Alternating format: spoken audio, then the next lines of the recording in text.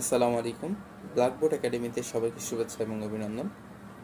আমরা duet admission question bank solution করছিলাম। এই পর্যায়ে আমরা দেখব 2022 সালে ডুয়েট অ্যাডমিশনে আসা ম্যাথমেটিক্সের প্রথম প্রবলেমটি, যেটি লেখা আছে prove that sine inverse 4/5 plus cos inverse 2 divided by root 5 is equals to 10 inverse 11/2। তো আমাদেরকে এটা প্রুফ করতে হবে, অর্থাৎ sine plus cos is equals to 10 এর যেই আমাদের টার্মটি রয়েছে এটি প্রমাণ করতে হবে। তো এটা আমরা যদি শুরু করতে চাই লেফট হ্যান্ড সাইড দিয়ে, লেফট হ্যান্ড সাইড আছে আমাদের sine inverse 4/5, okay, plus cos inverse 2 divided by root 5। এটা থেকে আমাকে টেনের টার্মে নিয়ে আসতে হবে, ঠিক আছে। এখন আমরা এটা খুব সহজে একটি ফর্মুলার মাধ্যমে করতে পারি। আমরা যদি টেন ইনভার্সের একটি ফর্মুলা দেখি, যে tan inverse A plus tan inverse B. তো tan inverse A plus tan inverse B এর একটা ফর্মুলা আছে, সেটি হলো tan inverse A plus B divided by 1 minus A B, ঠিক আছে। তো এই ফর্মুলা ইউজ করে আমরা মূলত দেখব যে এটাকে টেনের ফরম্যাটে আনা যায় কিনা। তো এর জন্য আমরা দেখতেছি প্রথমটা সাইনের ফরম্যাটে, পরেরটি কসের ফরম্যাটে আছে।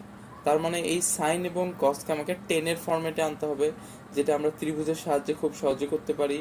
দেখি, আমরা যদি এটাকে অ্যাঙ্গেল ধরি থেটা, তাহলে সাইনের ক্ষেত্রে উপরে কি সাইন হচ্ছে লম্ব বাই অতিভুজ। তাহলে লম্ব হচ্ছে আমার 4 এবং অতিভুজ 5। তাহলে এটা পিথাগোরাস অ্যাপ্লাই করলে আমরা ভূমি পাচ্ছি 3। তো এই ত্রিভুজের রেসপেক্টে আমরা এখানে টেন থিটা অ্যাপ্লাই করতে পারি।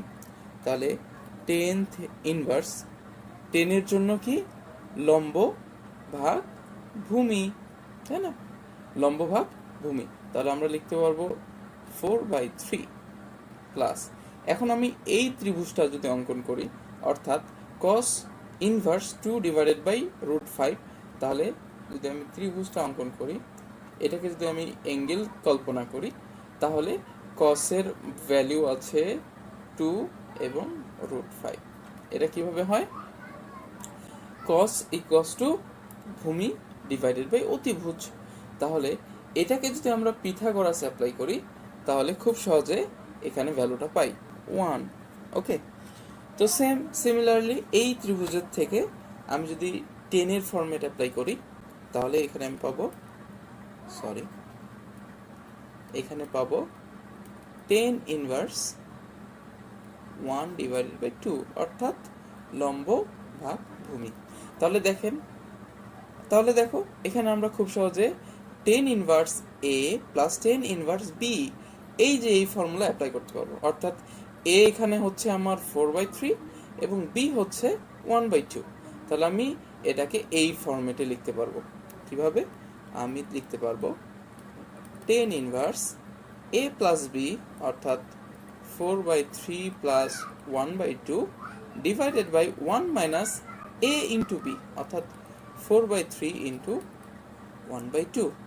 এখন আমরা খুব সহজে এতটুকু যদি ক্যালকুলেট করে এখানে পাবো আমরা 11/2। তাহলে আমরা 10 ইনভার্স এটাকে পাবো 11/2। আর আমরা যদি